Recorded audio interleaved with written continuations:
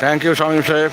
জুয়েল সাহেব, বাংলাদেশের আদিবাসীরা তো এত নির্যাতিত কেন বলবেন? অন্যান্য দেশের বাংলাদেশের কোনো আদিবাসী নির্যাতিত না তো। আমাদের দেশে আমরা আদিবাসী, আমাদের সমস্ত মানুষকে সমান অধিকার দেওয়া আছে সাংবিধানিকভাবে। প্লাস আদিবাসীদের জন্য আমাদের আবার কোটা আছে, সেটা হচ্ছে চাকরির ক্ষেত্রে তাদের এক্সট্রা সুবিধা দেওয়া হয়, পড়াশোনার ক্ষেত্রে এক্সট্রা সুবিধা দেওয়া হয়। তারা ভারতের মদতে কিছু আদিবাসী আছে পাহাড়ে, তারা অস্ত্র হাতে তুলে নেয়, ভারতের মদতে লাভালাভি করে, ভারতের টাকায় তারা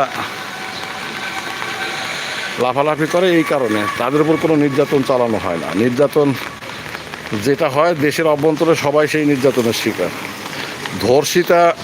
ধর্ষণ কি শুধু আদিবাসী মেয়ের উপরে হয়?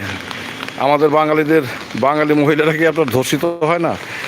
এখানে হচ্ছে বিষয়টা হচ্ছে, আপনি যে খারাপ মানুষ সে সবসময় খারাপ, যে ধর্ষক সে সবসময় ধর্ষক। সে আদিবাসী পাইলেও ধর্ষণ করবে, বাঙালি মুসলিম